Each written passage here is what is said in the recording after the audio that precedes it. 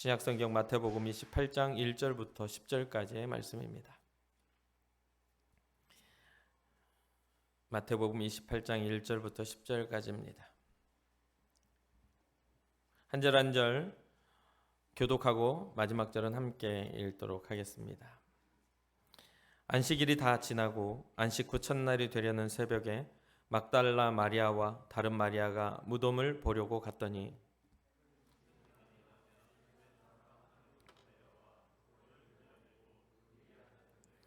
그 형상이 번개 같고 그 옷은 눈같이 희거늘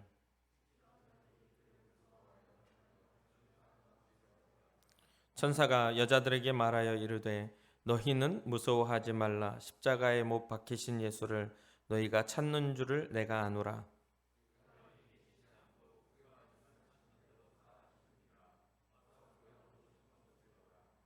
또 빨리 가서 그의 제자들에게 이르되 그가 죽은 자 가운데서 살아나셨고 너희보다 먼저 갈릴리로 가시나니 거기서 너희가 배우리라 하라. 보라, 내가 너희에게 일렀으리라 하거늘.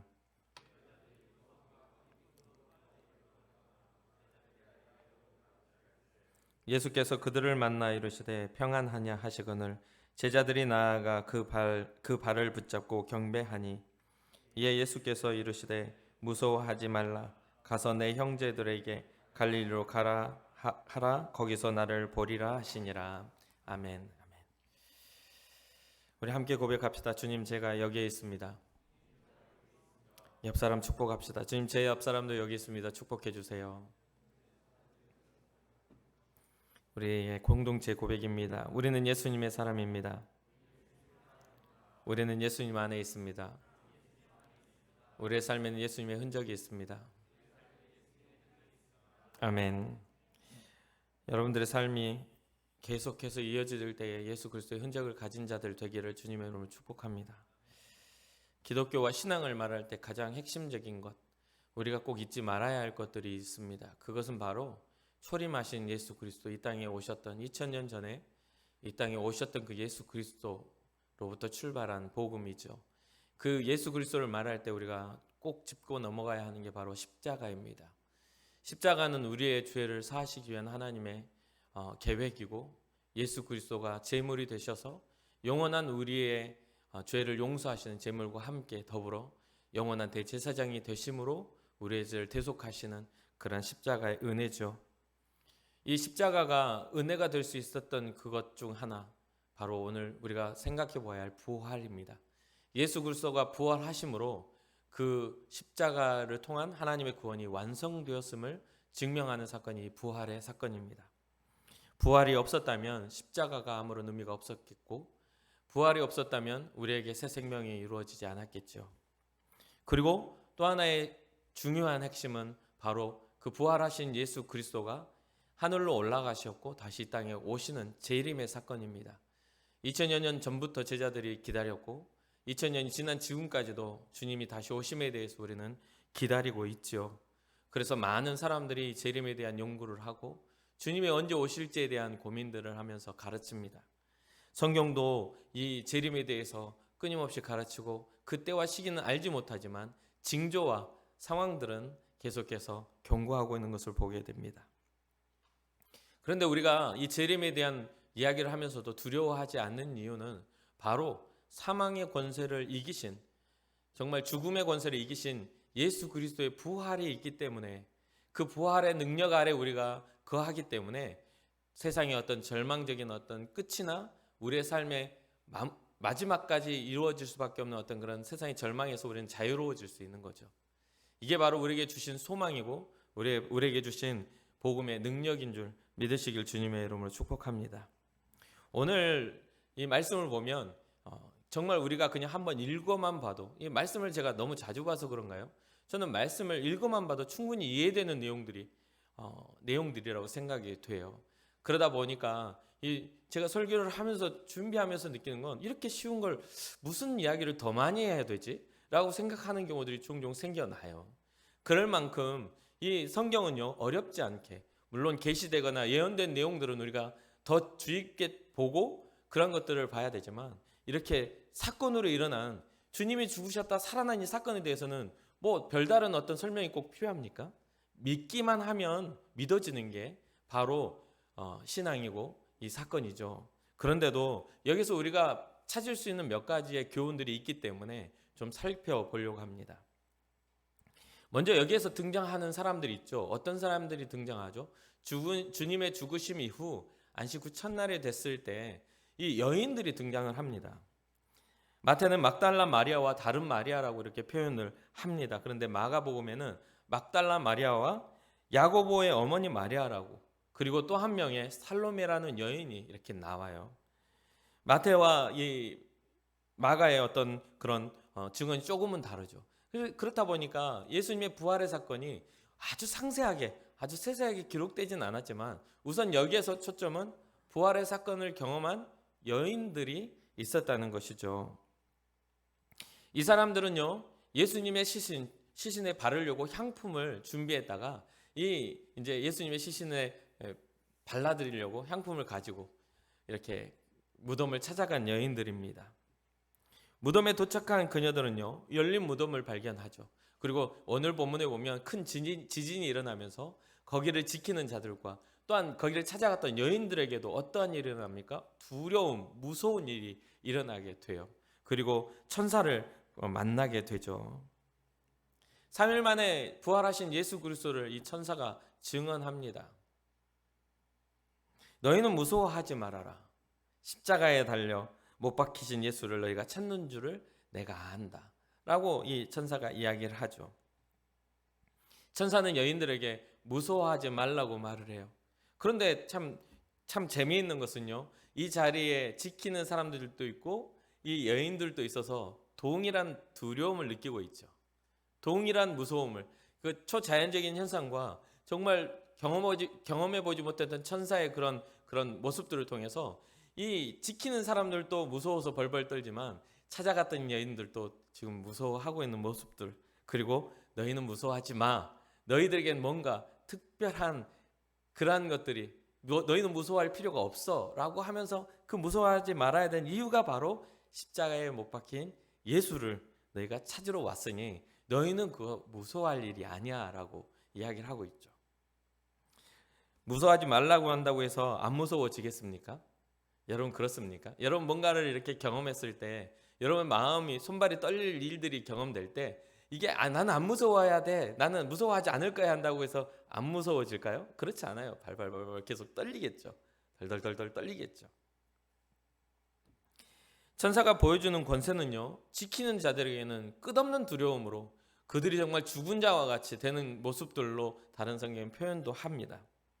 그리고 엄청 무서운 오늘 4절에 나오죠. 지키던 자들이 그를 무서워하여 떨며 죽은 사람과 같이 되었도다 이렇게 이야기를 해요. 그만큼 두려운 일들이 일어나요. 주님의 부활의 사실을 들은 이 여인들은요, 어떤 상황들에 처하게 되냐면 예수가 살아나셨음을 선포를 받고 난 다음에 무서움과 기쁨을 가지고 이렇게 나아가는 것을 보게 돼요. 그 여자들이 무서움과 큰 기쁨으로 빨리 무덤을 떠나 제자들에게 알리려고 다름질하고 있다, 다름질하였다 이렇게 8절에 기록을 하죠. 이들은 무서움도 가지고 있었지만 기쁨도 가지고 있었어요. 근데 이것은 약간의 조금 우리가 이해돼야 되는 게 뭐냐면 그 무서움이 무엇으로 바뀌는 상황이죠? 환희와 기쁨으로 바뀌고 있는 거예요. 주님이 살아나셨대, 주님이 다시 부활하셨대 라는 것들을 알리려고 제자를 향해 막 뛰어가고 있는 상황입니다. 마태는 소식을 전하러 달려가다가 이 여인들이 다시 부활하신 예수 그리스도를 만났다라고 기록을 합니다. 9절에 예수께서 그들을 만나 이르시되 평안하냐, 다름질하고 있는 그 상황에서 그때 여자들이 나아가 그 발을 붙잡고 주님께 경배했다 이렇게 기록을 해요. 왜 이런 기록들이 있을까요? 예수 그리스도가 살아나심을 분명히 증언하기 위해서 마태는 이 기록을 정확하게 기록하고 있다는 것이죠. 그러면 이 여인들에게 일어난 일들이, 이 여인들이요, 예수님의 부활을 첫 번째로 목격하는 그러한 여인들이거든요. 왜 이런 일들이 일어났는가에 대한 우리가 생각해 보아야 되지 않을까요? 그것은 바로 예수님이 죽으셨음에도 불구하고 이 여인들은 예수님과 가까이 있었다는 거예요. 예수님의 죽음에 대해서 준비하고 예수님의 죽음에 대해서 슬퍼하고 예수님의 죽음에 대해서 향품을 발라 예수님의 죽음을 애도하고 있었던 그 모습들, 뭔가 깊은 영광과 관계를 가지고 끝없이 주님을 바라보고 있었던 이 여인들이었기 때문에 그 이른 새벽에 가 예수님의 부활을 경험하고 첫 번째 경험하는 영광을 얻게 되었다는 사실입니다. 사랑하는 청년 여러분, 우리가 영적인 잠에 빠지고 우리가 영적인 시름에 빠지고 우리가 영적인 실망감에 빠졌을 때 주님의 오심에 대해서 우리는 조심해야 합니다. 다시 우리 주님이 재림하시는 그때가 되었을 때 우리의 인생이 우리를 암담하게 만들고 우리의 삶의 신앙과 우리의 삶의 경험들이 주님과 멀어지게 만드는 그때를 우리는 경계해야 합니다. 이들의 삶에 있어서, 이들의 관계에 있어서 주님이 죽으셨음에도 불구하고 이들의 삶의 시선이 주님에게서부터 벗어나지 않았다는 것을 우리는 주목해 보아야만 합니다. 우리가 증인이 되려면 우리의 삶에 있어서 신앙적 어떤 실망감들을 주는 모든 사건에서부터 우리는 담대하게 이겨낼 그러한 마음이 있어야만 합니다. 신앙이 있어야만 합니다. 그때야 예수님께서는 그 여인들에게 나타나시고 자기의 부활을 가르쳐 주시고 첫 번째 증인으로서 제자들에게 말할 그런 영광을 주셨다는 것을 주목해 보시기를 주님의 이름으로 축복합니다. 그래서 여러분들의 인생에 있어서도 그러한 주님의 증인된 삶에 쓰임받는 그런 삶이 될 수 있도록 이 여인들과 같이 주님을 위한 향품을 준비하고 유향을 준비하고 주님을 향한 그런 시선을 다른 곳으로 돌리지 않는 은혜와 신앙이 있기를 주님의 이름으로 축복합니다. 여기서 보면 여기 이 본문에서 조금 더 넘어가면요, 똑같이 이 일을 경험한 지키는 사람들이 나오죠. 군인들이 나오잖아요. 근데 군인들이 나오는데 이 10절 이하로 11절부터 보면 그 여자들이 갈 때 경비병 중에 그걸 지키던 사람 중에 몇 명이 이 제사장들을 찾아가서 일어난 일에 대해서 이야기를 합니다. 그 지진이 일어나고 그 놀라운 일들이 나고 천사가 나와서 부활의 소식을 전하는 일이 나와요. 이게 너무나 두렵게 이들이 막 죽은 자와 같을 정도로 떨리는 일이 일어났는데 그중 몇 명은 대제사장들을 찾아가게 되죠. 그러니까 이 대제사장들이 이야기를 듣고서 한 게 뭐죠? 큰일 났다. 우리가 생명의 주인 줄 알고 생명의 구주인 줄 알고 그 신성 모독죄로 이렇게 죽였던 그 사람이 살아남으로 생명의 구주였구나 하고 회개한 게 아니라 이 경비병들을 돈으로 매수합니다. 돈을 주면서 이제 많이 주면서 하는 말이, 너희는 말하기를 그의 제자들이 밤에 와서 우리가 잘 때 그를 죽어있는 예수 그리스도를 도둑질에 가서 시신이 없는 거야라고 이렇게 가르치죠. 많은 돈을 주니까 그 두려움 앞에, 그 권세 앞에 노출되었던 사람임에도 불구하고 그것을 따라 그 소문을 내는 그런 사람들을 보게 되죠. 15절에 군인들이 돈을 받고 가르친 대로 하였으니, 하나님의 아들 예수 그리스도가 구주로 메시아로 오셨는데 임의로 죽였던 그 일들이 잘못되었음을 탄로났음에도 불구하고 대제사장들의 마음은 돌이킴이 없었고 그 일을 목격한 몇몇의 군인은 그것을 은폐하기 위해 자기의 삶을 돈에 매수해 팔아버리는 그런 일들까지 나타났다는 거죠. 예수 그리스도의 부활은 거짓으로 감출 수가 없었어요. 그렇기 때문에 오늘날까지 예수 그리스도의 복음은 전해지게 되었고 능력이 있었고 살아계신 예수 그리스도의 놀라운 은혜가 우리에게도 임해질 수 있는 은혜였음을 믿으시길 주님의 이름으로 축복합니다. 거짓으로는 감출 수가 없어요. 예수 그리스도는 진리가 되십니다. 생명이 되십니다. 그렇기 때문에 감춰지지 않아요. 앞으로도 그럴 것입니다. 그렇죠? 다시 오실 예수 그리스도에 대해서 우리가 아무리 안 오실 거야, 오시면 안 돼, 내가 아직 결혼도 안 했고 나는 뭔가 내 인생의 비전을 꿈꿔가지고 그 비전을 성취도 못 해봤는데 지금 오시면 안 돼 하시는 분들도 분명히 있을 수 있어요. 내 꿈이 있는데 벌써 오시면 어떡해 라고 이야기하는 사람도 제가 만나봤었거든요. 그러나 주님의 오심에 대해서는 길이 참고 기다리심으로 미뤄지고 있고 더 많은 시간이 우리에게 주어져 있다 할지라도 내일 당장 오실 수도 있는 분이 바로 주님이심을 잊지 말아야 돼요.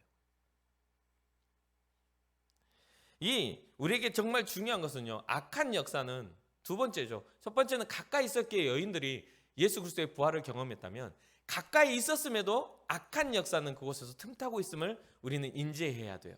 그렇다면 우리가 어떻게 해야 되죠? 우리의 주변에, 우리의 삶에 악한 일의 역사에 대해서 경계를 가져야 된다는 거죠. 경계심이 없으면, 죄에 대하여 경계심이 없으면 죄에 대해 물들 수밖에 없는 게 사람입니다. 그래서 여러분들의 인생에서, 삶에 있어서 기도가 어떻게 해야 되냐면, 주님, 제 믿음을 지켜낼 수 있는 믿음의 동역자들을 허락하여 주옵소서. 삶의 절망이나 삶에 할 수 없다라는 어떤 그런 실패감을 주는 그런 사람들이 아닌, 고난 중에도 그리스도의 꽃을 피울 수 있다라는 믿음의 동역자들, 내가 울 때 함께 울어줄 수 있는 믿음의 동역자들, 하나님이 기뻐하시는 삶을 꿈꾸며 함께 나눌 수 있는 사람들을 내 삶에 허락하시옵소서. 이런 경비병 같은 사람 말고요. 무엇을 보면, 뭔가를 평가하면, 뭔가를 바라보면 항상 부정적이고 항상 누군가를 지적하고 정죄하는 그런 사람들 말고요. 결국은 그 정죄가 자기에게 돌아와 하나님의 심판 앞에 설 수밖에 없는 그런 연약한 인생 말고요. 주님, 저는 죄인입니다. 주님, 저는 거룩하지 못합니다 하며 주님 앞에 엎드려 기도할 수 있는 세리와 같은 그런 기도를 할 수 있는, 회개함으로 주님의 자녀로서의 삶을 꿈꾸며 살아갈 수 있는 그런 사람들을 내 주변에 허락하시옵소서라고, 그런 기도가 있어야 되지 않겠습니까? 악한 일하는 사람들은 여전히 멈추지 않아요. 하나님이 없다 말하는 사람들은 여전히 멈추지 않습니다. 굉장히 열심히 그 일들을 이루며 살아가요. 악한 일을 이루며 살아가요. 며칠 전에 저희 그 우편함에도 여호와의 증인에서 손편지를 써가지고 말씀 사경에 초청한다는 것을 장문에 손편지를 써서 그 아파트에 있는 모든 우편함에다 다 집어넣어 놨더라고요. 진리가 아닌 일에도 열심을 품고 살아가요. 근데 우리는 진리를 붙잡고도 느긋하고 경계하지 않고 매번 영적인 잠에 빠져 있으면 되겠습니까? 일어나시기를, 깨어나시기를 주님의 이름으로 축복합니다. 그리고 주의 말씀이 우리의 삶에 역사하실 수 있도록 삶의 염려나 삶의 불안감에서 벗어나 주의 말씀 앞에 설 수 있는 여러분들의 삶이 되기를 주님의 이름으로 축복합니다. 그리고 또 하나는, 이 예수 그리스도의 부활은요, 여러분과 저의 부활이에요. 성도의 부활이라는 거예요. 단순하게 예수님이 짜잔 하고 살아나셔서 나 살아났지롱 이렇게 말하려고 살아나신 게 아니에요. 고난받으신 이유가 우리의 모든 죄와 우리의 모든 허물과 우리의 아픔과 우리의 병듦까지도, 육신의 연약함까지도 다 담당하고 짊어지셔서 그분의 찔림이, 그분의 상함이 우리의 것들을 낫게 하셨잖아요. 영혼의 모든 죄의 질병까지도 주님이 회복하시는 그런 은혜였잖아요. 그렇기 때문에 주님의 다시 부활하심도 우리를 살리시기 위한 하나님의 역사임을 믿으시기를 주님의 이름으로 축복합니다. 예수님의 고난과 그 죽으심은요, 제자들을 낙심하게 만들죠. 믿지 않았어요. 3일 만에 살아나신다는 것을 그렇게 말씀하셨음에도, 그렇게 밝히 말씀하셨음에도 믿지 않았습니다. 제자들은 낙심했어요. 그런데 이 여인들을 통해서 약속대로 살아나셨음을 증명하셨어요. 천사의 말도, 예수 그리스도가 십자가에 죽으셨다가 살아나심에 대한 약속의 성취를 선포하시며 다시 부활하셨습니다. 그리고 그러한 일들이 제자들에게 전해지게 됐죠. 그래서 결국은 제자들의 삶이 무엇을 증거하냐면, 예수 그리스도가 다시 살아나셨다. 주님은 부활의 주님이시다. 그래서 그 주님은 우리의 생명이시다라는 것을 증거하기 시작합니다. 제자들의 이 증거는요, 하나님의 나라의 온전한 회복을 선포한 일과 같았어요. 사람들이 가지고 있는 유한한 생명과 사람들이 가지고 있는 미래의 어떤 죽음에 대한 두려움을 이겨내고 하나님의 자녀로서 회복하고 하나님의 백성으로서 하나님의 나라가 회복되어지는 그런 귀한 일이었습니다. 예수님은 제자들에게 자신을 나타내셨고 그들에게 지상 명령을 내리시죠. 하늘과 땅의 모든 권세를 너희에게 내게, 예수 그리스도 내게 주셨으니 너희는 가서 모든 족속으로 제자를 삼아 아버지와 아들과 성령의 이름으로 세례를 베풀고 내가 너희에게 분부한 모든 것을 가르쳐 지키게 하라. 볼지어다 내가 세상 끝날까지 너희와 항상 함께 있으리라. 부활하신 주님이 이제는 제자들과 항상 함께 끝날까지 함께 있으리니 너희가 이제 나아가 증인이 되어라라고 말씀하셨습니다. 사랑하는 청년 여러분, 여러분들의 삶에는, 여러분들의 신앙에는 부활하신 예수 그리스도가 있으십니까? 만약에 부활하신 예수 그리스도가 아멘으로 받아들여진다면 여러분들의 삶은 제자가 되어야 합니다. 증인이 되어야 합니다. 우리 주님은 살아계셔. 우리 주님은 나와 함께 하셔. 그래서 여러분들이 어느 자리에 있든지 직장에 있든지 학교에 있든지 누군가를 만날 때에도 부활하신 예수 그리스도가 나와 함께 동행하심으로 그분을 증거하고 자랑스럽게 여기는데 아낌없이 여러분들의 삶을 드릴 수 있는 은혜와 복이 있어야만 합니다. 사도행전 4장 1절에서 4절을 보면 사도들이 백성에게 말할 때에 제사장들과 성전 맡은 자와 사두개인들이 이르러 예수 안에 죽은 자의 부활이 있다고 백성을 가르치고 전함을 싫어했다가 말합니다.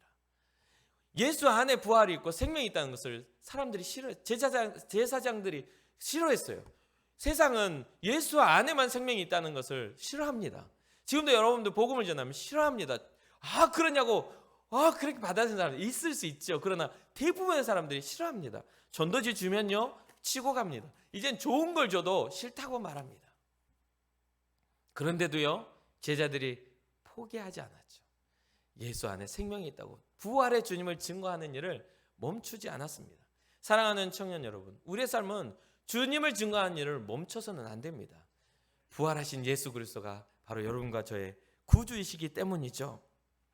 오히려 3절과 4절, 사도행전 4장 3절과 4절 보면 그들을 잡음의 날이 저물었으므로 이튿날까지 가두었으나 말씀을 들은 사람 중에 믿는 자가 많으니 남자의 수가 약 5천이나 되었더라. 능력 없는 것 같고 근거 없는 것 같고 믿지 못할 일 같지만 성령께서 일하시면 이때의 상황은 뭡니까? 이미 제자들과 120명의 문도들이 또한 그로 인하여 퍼져나가며 복음을 받은 사람들이 성령의 충만함을 입어서 복음을 증거할 때 사람의 생각이나 사람의 인식이나 사람의 상식에서 복음이 멈춰진 게 아니라 하나님의 능력이 나타남으로 믿는 자의 수가 더 많아지는 거죠. 여기서도 우리는 영적 교훈을 얻을 수가 있어요. 뭐냐면 복음을 붙잡았기 때문에 우리의 삶이 평안해지는 게 아니에요. 우리의 삶이 안전해지는 게 아닙니다. 삶이 어렵다고 해서 복음이 예수 그리스도가 여러분을 실망시키시는 일이 아니에요. 이미 예수님은 십자가와 부활을 통해 우리에게 주실 구원을 완성시키시는 분임을 믿으시길 주님의 이름으로 축복합니다. 세상은 우리가 받은 구원을 빼앗아가려고 지금도 일하지만 우리가 가진 이 생명은 성령께서 그리스도의 사랑은 그 누구가 어떤 적신이나 위험이나 칼이라 할지라도 빼앗을 수 없어요. 그리스도의 사랑을 이제는 우리에게 주어진 사랑은 빼앗을 수가 없어요. 이미 완성된 사랑인 것입니다. 사랑하는 청년 여러분, 여러분들의 그 신앙이 부활 신앙이 되기를, 주님이 살아계셔서 나와 함께 하신다라는 믿음을 갖기를 주님의 이름으로 축복합니다. 그래서 막 어떤 일을 애쓰고 노력하고 때로는 그렇죠. 하루의 일과가 끝나고 정말 너무 힘겨운 일과가 끝난 다음에 자리에 누웠는데 세상에 나 혼자 같고 자리에 누워서 하루를 정리하는데 너무너무 힘들어서 눈물이 줄줄 나. 내가 이렇게 계속 살아야 되나? 라는 생각이 들 만큼 삶의 절망과 아픔이 나를 엄습할 때에도 우리 주님은 함께 계심을 잊지 말아야 돼요. 그것은 여러분만 느끼는 게 아니라 이 앞에 있는 저도 느껴요.